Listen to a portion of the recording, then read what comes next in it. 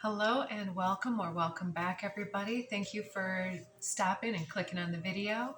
So we've got just a few pre-messages laid out here talking about integrating, befriending the shadow, and how potentially there was something that we're still at odds with, a way that was necessary for us to act, behave, or a lesson that was required for us to learn in a different way than we have perhaps been able to in the past. And so with these pre-messages, I just want to read a little bit from the book, and then we're going to get right into the messages. So this honor the, I don't know if it's Elugua at the southeast. I might be butchering that completely, but I thought that this was interesting. It talks about the shamanic call to the soul can be masked within a crisis, requiring evolution as a problem. Oh, excuse me, I'm reading that a little bit out of order. It can, something that's calling for our soul to pay attention to can sometimes get overwhelming, and we might miss the messages because we're stuck in the middle of a crisis in reaction mode instead of seeing the deeper meaning behind it. So if there's a situation that's coming up, see that as something that's asking us to grow and evolve, or as some type of a problem that needs to be solved, and see it as a creative opportunity all at once. And it's kind of like you can see all of those things, but then putting it all together does seem overwhelming, overstimulating, and like there's a lot of moving parts. So the advice from Spirit says to be in the midst of that muddle with faith, that although you may not yet see how, there is some greater benefit that will eventually manifest from this, and it will ensure that your soul's true progress towards its divine destiny is achieved. Let go of trying to figure it all out at once, and instead tune into what feels true for the current choice point before you. One step at a time is all that's needed. So I really enjoy that. And what I'm seeing in the artwork here is that she holds the Fool card in her hand. And the Fool card always comes after one cycle has completely evolved, creating an opportunity for us to respond in a new way. So we are talking about a choice point, again, from that card, that then helps us to move in a direction that we've chosen as part of our soul's evolution. So what calls to us. And so I also wanted to read one more here, this 42 Kelly Kalmasa Nassini. I love these Alana Fairchild cards, and the way that they're written takes it to the next level. So this just saves time for me to just read these real quick. So it talks about how she devours darkness with her endless hunger for light, peace, and redemption. And what this was talking about to me is that you have tirelessly worked with your energetic ability to be in service to the light by helping to transmute lower energies. Sorry for anyone who's new, that noise in the background is my my two puppies are over there in the kennel playing with their toys. So hopefully that won't be a distraction for anyone here. And this also says she reaches the deepest places, the darkest spaces, relentless in her pursuit of the lost and the despairing. No soul shall ever be forgotten, abandoned, or betrayed by her. Those that believe in their own guilt, their sin, their shame, evoke her mighty tenderness, and she feasts upon the darkness that threatens to consume them, alleviating the weight of their suffering, allowing their hearts to become light and free. So it's really talking about us too, judging ourselves for a way that we responded in real time. And as I looked up, I saw 444. And so it's like allowing ourselves to channel this level of Kali really talks about the Fool phase of having ascended many different lessons and many different growth opportunities throughout our process. And she holds in this card down here her bow and arrow, the arrow above her head. It's like, and there's so much symbolism that I could get into with that one. But I chose to mark this page with a fortune. So I wanted to share that too. It says, you will never hesitate to tackle the most difficult problems. And so I do feel like you have been somebody who has been almost a willing shepherd to the masses at every turn, because it's like there is no one too lost for you to see the light within them in a certain way, and how that so perceived darkness can also serve the light.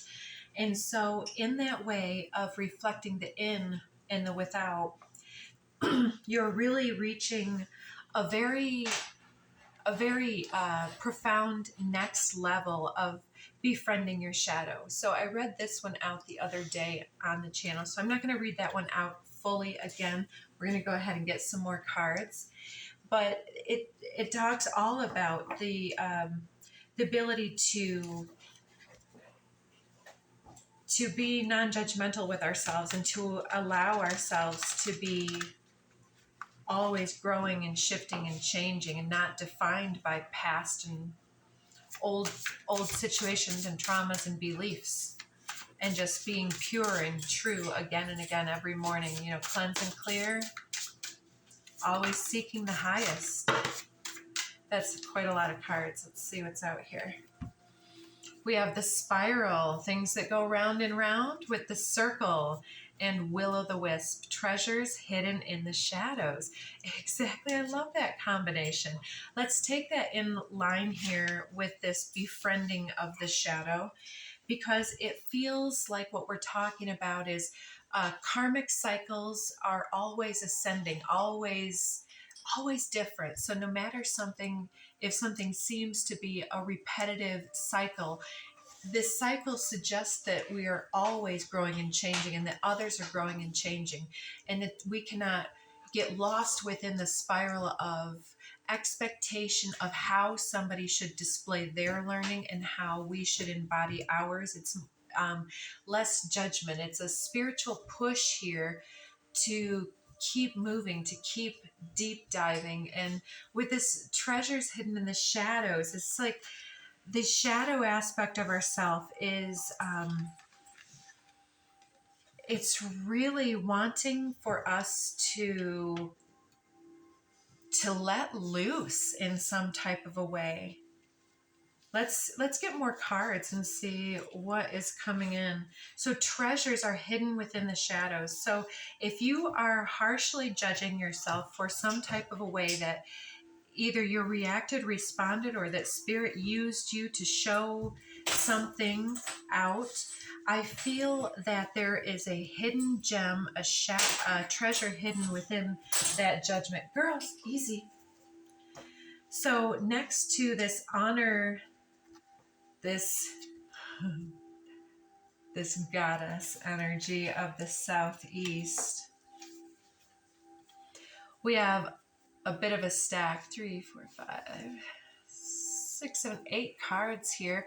Eye of the needle, intentionality. So focus of our intentionality and our choices within all of these situations has really helped us to thread the needle and to weave our highest matrix into existence. And there's always going to be higher and darker and deeper influences that we are working through. And it's like, look at how all of these various needles are working on their own process in and amongst the one central, and that central eye of the needle, the all-seeing eye, being this very sentient sun in this moment. Within the pupil, there's that whole galaxies and universes and light codes and ancient futures unwritten and both already lived.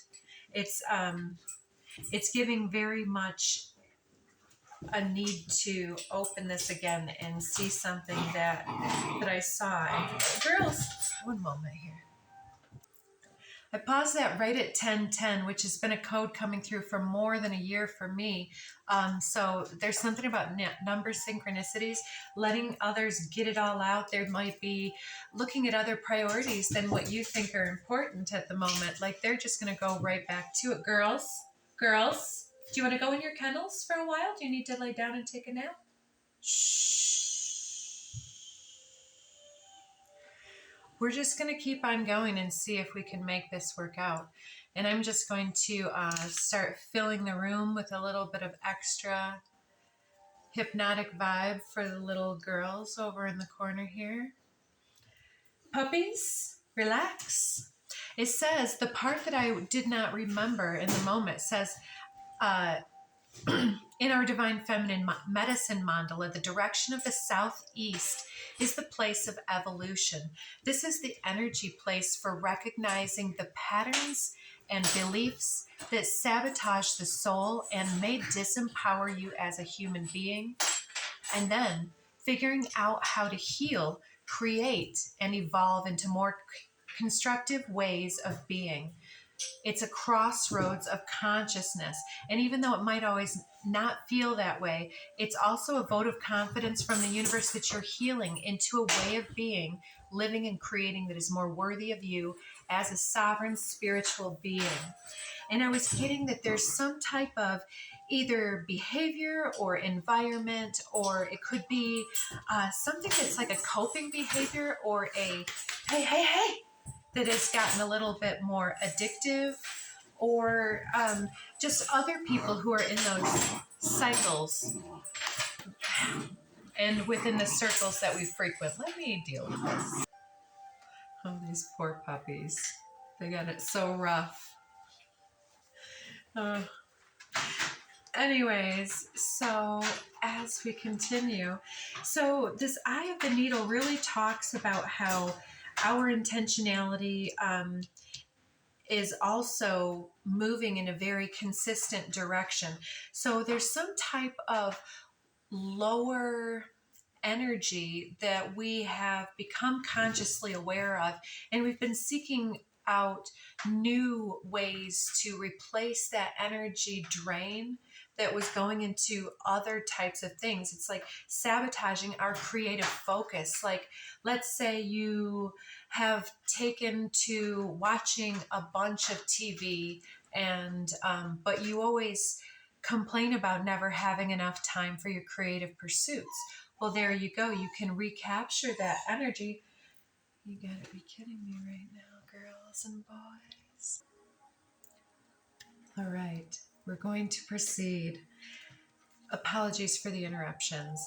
So next to Eye of the Needle, we have the rest of that stack here. Oh, beautiful. One more that I did not see.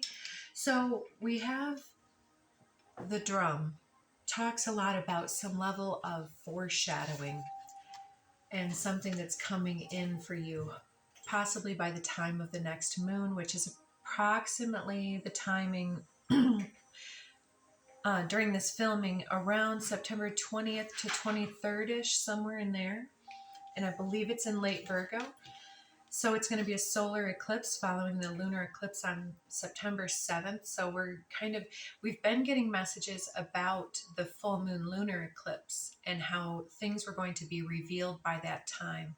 And now it seems we're getting the energy coming in for the new moon solar eclipse that follows that, where the new energy begins to be created at 1414.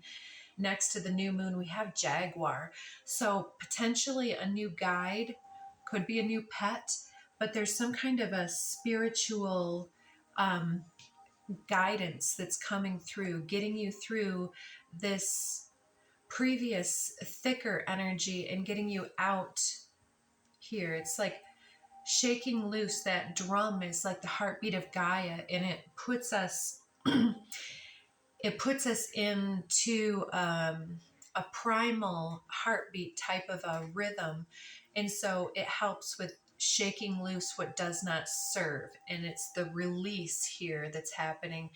And it feels like that's something that's the response that you give is part of the release that was necessary for you to see some type of a treasure, which is an activation that happens through whatever you're releasing at this time into the ethers, probably by your voice for many of you, because today's Daily Dharma was an intense 2-part message, and it was talking all about the power of your voice to activate this new cycle for you. So this intentionality, eye of the needle, has really put you in alignment with this release and resurrection of your own energetic purity. And I'm seeing the Ankh symbol here. I've got one here that I'm getting for Halloween. Look at that overlay. Is that gorgeous? I saw 1551 when I looked up. And so, yeah, this new guide is kind of helping you with this life and birth and resurrection portal energy here, conjuring this guidance through this portal. So definitely have faith, as the card was suggesting a little bit ago there, that things are well in hand. The next part of this lineup, which is kind of a long line of cards, we have Garden of Venus, Rest and Renewal. I think this is going into where you can create. I see that drum as either creating your own music, your own healing, healing with dance or song, or actually making like some type of I don't know if some of you are makers, like could be jewelry or some type of crafting or other things. Like we see the needle, some of you might be working with some type of needles or something such as that, even like athame work. Anyways, with this Garden of Venus, I see you getting back into your own energies, because here to finish out this row, we have Beauty Way, all about self-care and recognizing the treasures that you are and what has just activated because of this. Spirit really wants you to sit with the fallout of what you just activated in yourself, and to maybe it's finding humor in something, or to find inspiration for what you just stood apart, and what cause did you just take up within yourself. Yeah, and what decision have you been making? Like maybe let's say you've been having a glass of wine with dinner every night, and now you want to stop doing that because of some other thing. Like maybe you want to put the money that you've been spending on that wine into something else, like your crafting or creating or your sacred work here, some type of thing that makes you feel both rested, replenished, self-care in some type of way.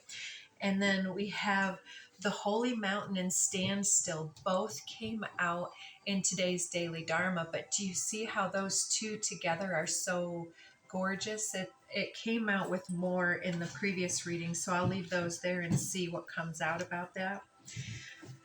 But then through this renewal and pause energy of just kind of something that may have kind of taken your breath away, that you've kind of been judging yourself for, like, oh, well, did I break something down, or did I ruin my chances with something, or some type of something like that.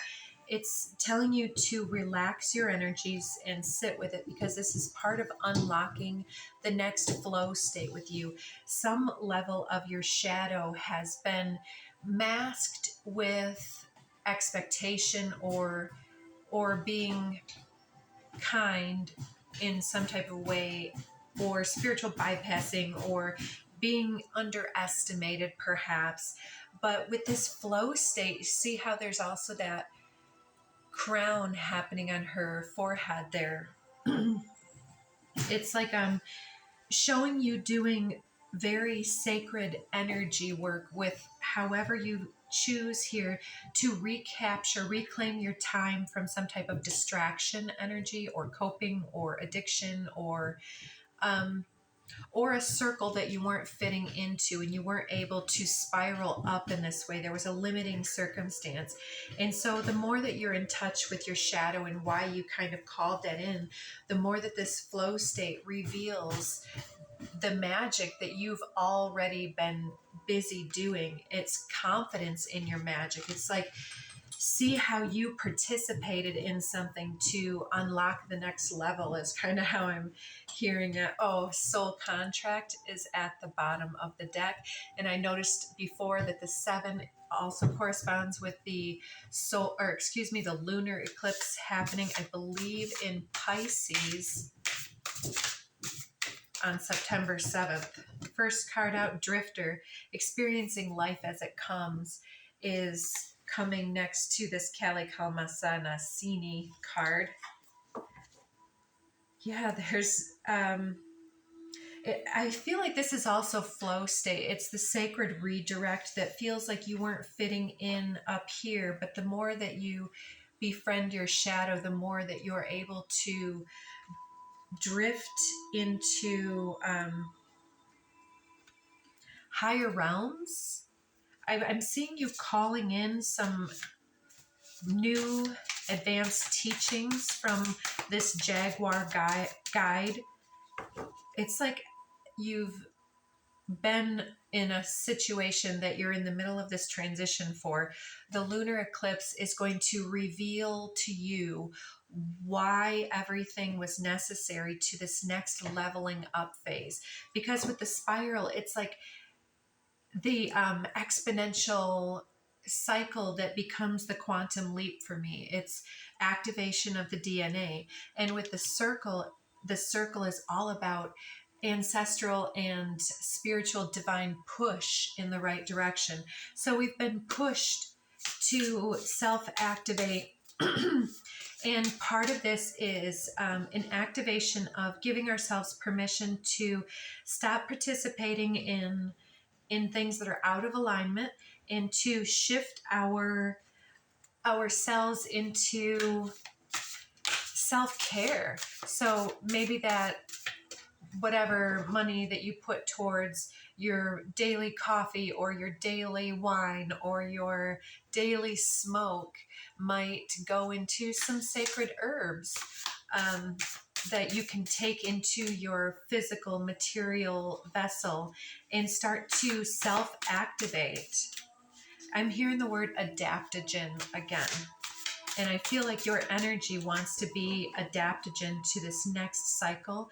And so the more that we can release and just experience things as they come to us, these new revelations that are coming in are going to reveal to us some type of magic that we've been playing small about, or that we have been keeping to ourselves for some level of fear or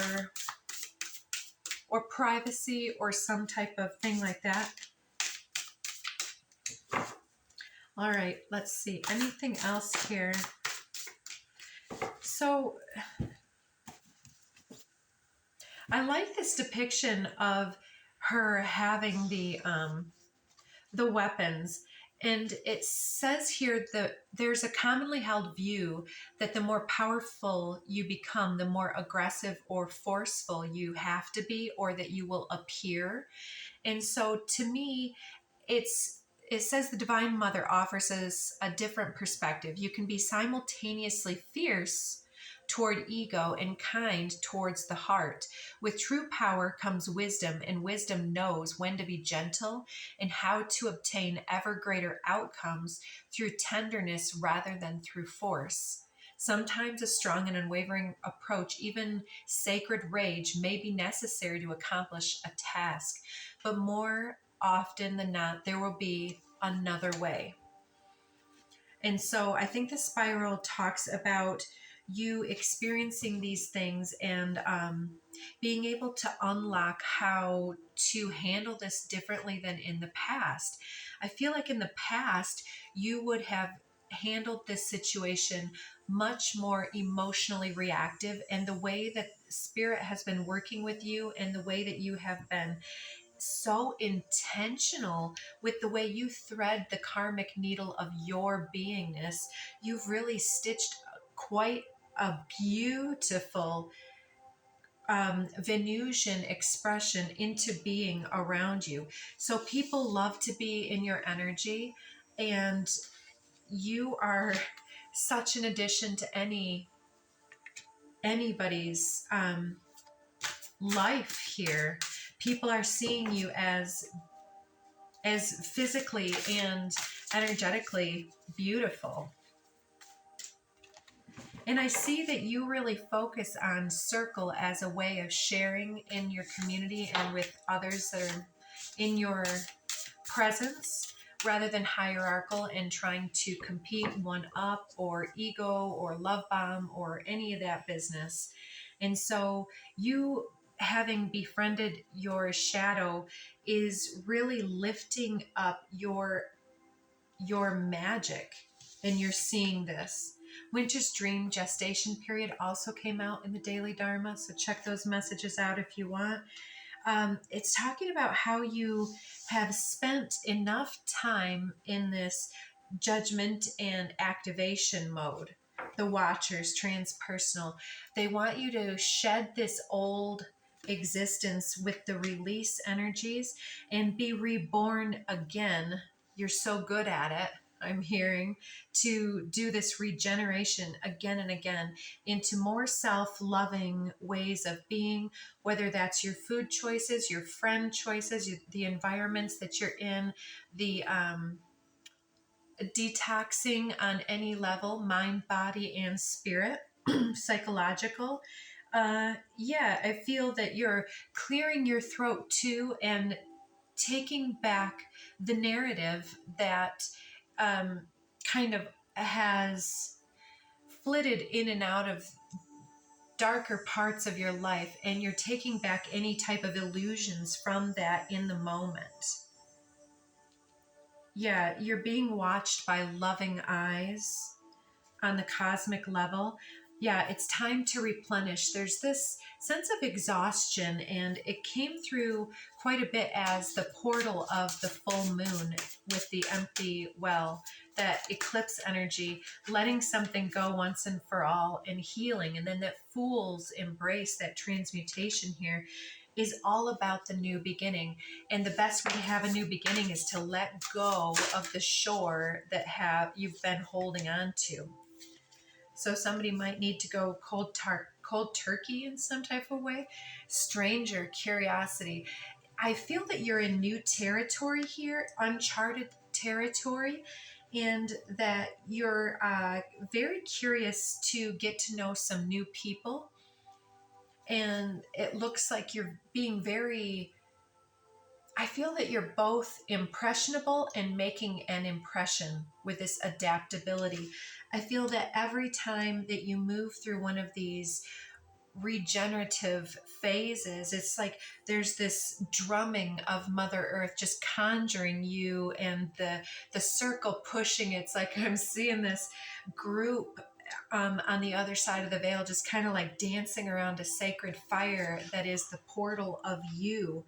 Yeah, underneath here we've got the tree of life.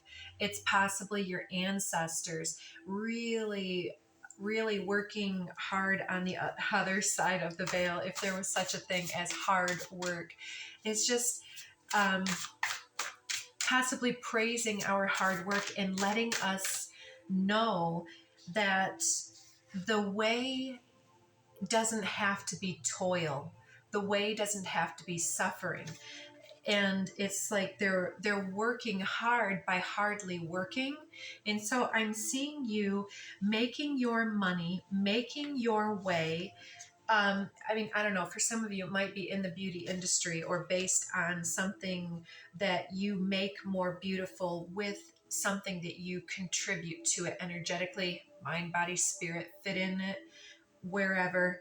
But it's helping the cosmos flow. And I feel like you're also a healer with these various cards coming out, especially like the two I'm seeing here in particular are Fool's Embrace with this root girl here, and then with this dragon's horde. And I want to put that by this treasures hidden in the mists, in the shadow realms, because we're transmuting the shadow very powerfully at the time of the eclipses this year, as always. And Root Girl's getting to the bottom of something. It's the healing of the inner child that happens because of that tree of life. And these two are like protecting what is sacred in the shadow and in the karmic, the generational karma here. And it's like really protecting. Spirit really wants to protect your south node, and not to let you get too fearful of these ways of being that you embody on your physical level, because guilt and shame are the old paradigm. And we're here to celebrate that shadow because it only comes to protect us and to love us fiercely when there is some level of perceived hurt or injustice out in the world. And so it comes from a very, very high and divine place and plane in our lives. And the faster that we can allow ourselves to transmute that and to just be, look at how much you've grown here. It's like, look at how beautiful that root girl has become. Oh my God, it makes me want to cry, literally. I want that. I would really love that DNA card with the tree of life there, but look at these two that are on the bottom. This full circle completion and leveling up, that Ouroboros that eats its tail. It's devouring the karma of our generational roots. And this arrow, again, from that Kali card, it's like straight and true, and you are on such a high divine path of transmuting what might have been anger or fear or sacred rage from the inner child, and protecting and providing for those that need that speaking up for. And look at how beautiful the light that you are has grown into. Protect that shadow, because you're just moving out of some stagnant energies here and out into the fuller light. So thank you so much for joining. Yeah, smoky mirror. Wait for the dust to settle at the time of the new moon. That's when the new roots are starting to grow with fervor, I'm hearing, straddling the worlds, wandering wandering between realms is like the past version of us, and this coming into being with the spiral. And we're completing some heavy karma, and they are like this on the other side of the veil for you. Good job. You are so beautiful to them and to the people in the hearts that you have touched. Keep going, and forgive yourself, because this is time for you to cast away any shedding of that old skin, because it no longer suits you. It's time to emerge regenerated, renewed.